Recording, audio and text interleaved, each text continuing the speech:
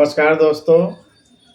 कल हमने वीडियो बनाया था जिसका कि हमने शीर्षक रखा है वो था कि politics can be a career option, best career option. अब आप बोलोगे कि सर हम लोग तो राजनीति में जाना ही पसंद नहीं करते हैं। मैं आपको जो बेनिफिट बताना चाहता हूँ वो बता देता हूँ, जो मैंने अनुभव किया है। देखिए, ये मेरा जो नॉलेज है वो पूरा सोसाइटी का ही है, मेरे देश का ही है, मेरे अपने लोगों का ही है। तो मैं कुछ ऐसी नई बात नहीं बनाऊँगा कि जो कि आप लोगों को पहले से पता नहीं होगी। लेकिन हाँ, ये है कि उसको मैं याद दिला रहा हूँ बस बेसिकली। तो मैंने पॉलिटिक्स को ही क्यों बोला कि career option, best career option है। रीज़न इसका ये है कि देखिए, चुनाव जीतना इतना आसान नहीं है, लेकिन एक बार आप चुनाव जीत गए 10 साल, 15 साल की मेहनत के बाद में, फिर आपको आपके लिए एक स्मूथ ज़िंदगी हो जाती है। पूछिए कैसे? आपने मान लीजिए 10 साल किसी भी क्षेत्र में, किसी भी विधानसभा क्षेत्र में काम किया, बहुत मेहनत करी। चूँकि आज की तारीख में जो जेन्युइनली कैंडिडेट होते हैं उनको पब्लिक दिल से प्यार करती है। इसमें पहले भी प्यार करती थी, आज भी करती, कोई नया ऐसा कुछ नहीं है। आपने मान लीजिए किसी भी एक विधानसभा क्षेत्र में काम किया, 10 साल मेहनत किया, 15 साल मेहनत किया, डेफ़िनेटली आपकी रीच तो पूरे विधानसभा में फैली जाएगी। अगर आप चुनाव हारते हैं पहली बार ऑलमोस्ट ऑल सारे लोग चुनाव हारते ही हैं, क्योंकि ये सब्जेक्ट जो होता है ये विश्वास का सब्जेक्ट होता है कि क्यों कोई आप पे कैसे विश्वास करेगा। जैसे कोई आपको बोले कि मैं आपका काम कर देता हूँ, ये नहीं है, तो आप भी बोलोगे कि अरे यार, ये अनजान आदमी है, क्या मालूम करेगा या नहीं करेगा। पहले ही कलयुग में ट्रस्ट का बड़ा इशू है, लीफ ऑफ फेथ इतनी आसानी से पब्लिक नहीं लेती है। एनीवे, मान लीजिए आपने 15 साल मेहनत करी, उसके बाद 16वें साल में आप विधायक बन गए, क्योंकि जो जिन्होंने मेहनत करेंगे तो विधायक जरूर बन जाएंगे। अब आप 5 साल में काम करिए, चाहे आप निर्दलीय चुनाव लड़े हैं तो जिस पार्टी सत्तारूढ़ पार्टी के साथ में मिलकर काम करिए। ठीक है, आपके 5 साल काम पूरे हो जाएंगे। आपने जिंदगी के 15 साल और 5 साल कितने हो गए? 20 साल, मोटा मोटा 20-21 साल आपने कैरियर के दिए। आपने कैरियर स्टार्ट किया जब 11th-12th पास कर लिया, मोटा मोटी अगर समझते हैं तो 18 साल की उम्र से आप अपना कैरियर ये स्टार्ट कर दीजिए। जैसे दूसरी एग्जाम की तैयारी करते हैं ना 10वीं क्लास से, आजकल तो पहले से 8वीं से क्लास तैयारी करने लग गए। जिन बच्चों को डॉक्टर के फील्ड में जाना है तो वो पहले से ही एमबीबीएस की तैयारी करने लग गए 8वीं-10वीं से। जो बच्चों का आईआईटी इंजीनियर बनना है वो बच्चे भी आजकल 10वीं से तैयारी करना स्टार्ट कर देते हैं, 8वीं-10वीं से। तो आप भी मैं ये बोलूँगा कि आप 12th कर लीजिए, इसको करियर स्टार्ट अगर 12th कर लीजिए, देन उसके बाद में आप नेता बनने की तैयारी में लग जाइए। ये जस्ट लाइक इसको भी काम समझिए या पढ़ाई जैसा ही समझिए। आप क्षेत्र में अपना काम कीजिए। चैरिटी कहते हैं, charity begins from the home. जो भी आप बनते हैं या चैरिटी करते हैं तो वो घर से करते हैं। अगर आपके पास में मान लीजिए 50 करोड़ रुपये आ गया,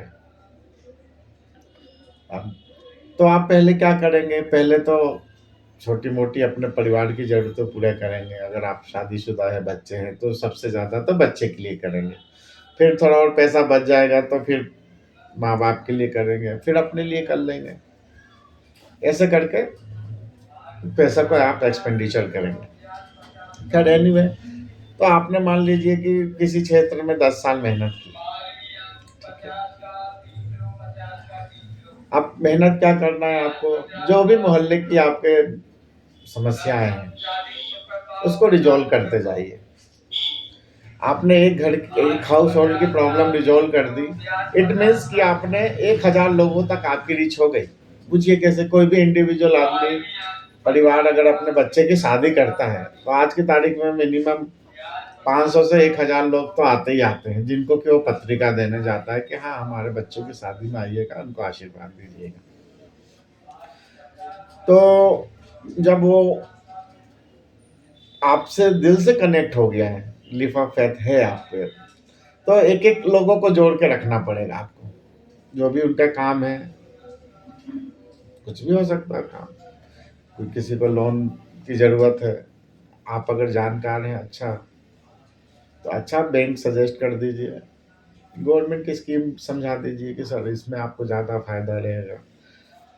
सलाह आप भले ही कितनी अच्छी दे दीजिएगा, सलाह तो हो सकता है कि उनकी एलिजिबिलिटी बने, ना बने, फेल हो जाए। उनके साथ खड़े रहिए, बुलाइए उनको बैंक में, बुलाइए उनको जहाँ भी किसी काम के लिए उनके साथ में जाइए, करिए। तो क्योंकि इसका एक तो इतिहास भी बनेगा। देखिए आप मैं चूँकि मैं कानून का विद्यार्थी हूँ, तो मुझे पता है कि कब मैं राय एक लिमिटेड उनकी स्पीच सुन के, उनकी बातें सुन के बनाता हूँ। बाद में पता चले कि उसमें बहुत सारे किंतु-परंतु हैं। बहुत सी चीज़ें तो हाइड ही करके रखते हैं, बताते ही नहीं हैं। फिर बाद में बताते हैं जब वो एक्चुअल आती है, या तो हो सकता है वो मेरी टेस्ट ले रहे हों, कि देखते हैं वकील साहब को आता है कि नहीं आता है। अरे! क्या होता है कि जो भी न्याय के क्षेत्र में अगर काम कर लेता है 15 साल, उसको सब पता हो जाता है। वो मतलब एक तरह से मामा बन जाता है उस चीज़ का, और मामा को सब पता होता है कि मम्हारा में क्या-क्या होता है और क्या-क्या हो सकता है। तो एनीवे आपने 12th मान लीजिए एग्ज़ाम दे दी, उसके बाद आप लग जाइए, गली में जो भी फंक्शन होते हैं, लोगों के साथ खड़े रहिए। एक-एक लोग आपकी आपकी पब्लिसिटी एक-एक लोग ही करेंगे, मतलब आपने एक अच्छा काम किया, तो आपको लगता है कि एक घर के लिए किया, बट वो एक घर के लिए नहीं किया। उस उस पर फैमिली के साथ में जितने भी लोग जुड़े हुए हैं, वहाँ तक आपकी रीच पहुँच गई ऑटोमैटिकली। समझ रहे हैं ना?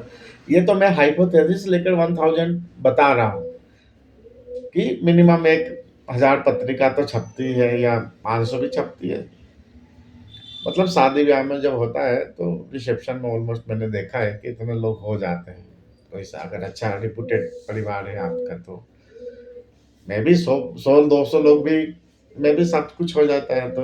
और शादी जिसकी चलनी होती है, वो मंदिर वाली शादी भी पूरी ज़िंदगी निकाल देते हैं पति-पत्नी प्रेम से। और नहीं, तो ये आप कितना भी पैसा लगा के करिए। खैर, अलग टॉपिक है, अलग सब्जेक्ट है, हम उस पे बाद में बात करेंगे। तो आपने मान लीजिए 12th कर लिया, 12th करने के बाद में आप काम में लग जाइए, मेहनत कीजिए। आपके अगर घर की अच्छी हालत है तो ठीक है, अगर नहीं है तो पहले तो सबसे पहले तो भैया अपने को फाइनेंशियली स्ट्रॉन्ग करिए। आपके पढ़ने से पढ़ाई-लिखाई की ज़रूरत पास्ट में बहुत पड़ती थी। रीज़न क्या था? बुक्स से नॉलेज के केवल 2 ही सोर्स थे। या तो हमको गुरुजी बताएँगे, हमारे जो टीचर हैं वो हमको बताते थे, और नहीं तो हम बुक से पढ़ के हम अपने लॉजिक से समझ लेते थे। उसमें बहुत कंट्रोवर्सी, विरोधाभास होता था, कॉन्सेप्ट क्लियर नहीं होते तो उसी चीज़ को हम टीचर से पूछ लेते थे। हमारे टाइम की बात बता रहा हूँ, चूँकि जिस कैरेक्टर में मैं रहा हूँ, जिया हूँ, उसी चीज़ का बता पाऊँ, जिसके साथ मैं रहा हूँ उसके उसी का इतिहास बता पाऊँगा ना।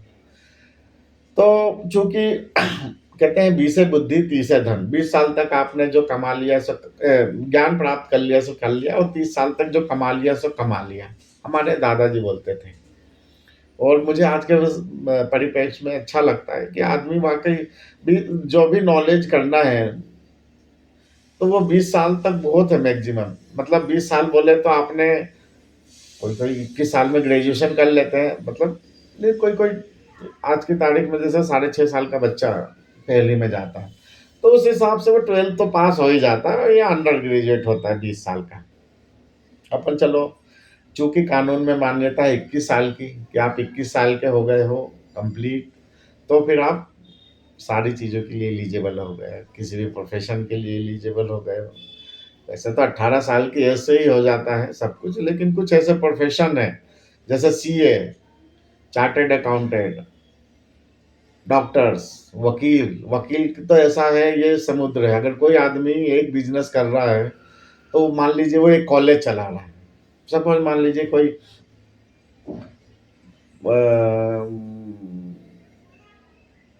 स्कूल या कॉलेज चला रहे हैं, हॉस्पिटल चला रहे हैं, तो वो मान लीजिए एक इंडिविजुअल एक कॉलेज चला रहे हैं, लेकिन एक अच्छा वकील बनने के लिए पूरी यूनिवर्सिटी लेके बैठना पड़ता है, सारे कोर्सेज सब कुछ, क्योंकि आपको पता नहीं कि क्लाइंट आपका किस फील्ड का आ सकता है, और सब चीज़ों का डीप नॉलेज होता है। तो ये सारी चीज़ें समझने में मुझे जो लगा, मैं भी आज की जनरेशन जल्दी समझ ले, क्योंकि टेक्नोलॉजी से इजीली अंडरस्टैंडिंग हो जाती है। बट मुझे अभी समझने में एटलीस्ट 45 ईयर्स लग गए। मैं पिछले 4 सालों से थोड़ा कंफर्ट हूँ कि हाँ, I can argument with any one.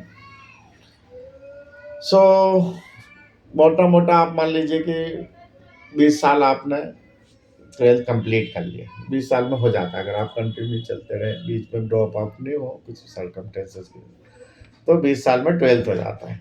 अब आप इसकी तैयारी करिए, कैसे करिए, सारे घर लोगों से जुड़िए, अपने घर से तो जुड़े ही हो, अपने परिवार से तो जुड़े ही हो। तो क्या होता है कि आदमी जो भी बनता है पहले अपने घर में बनता है।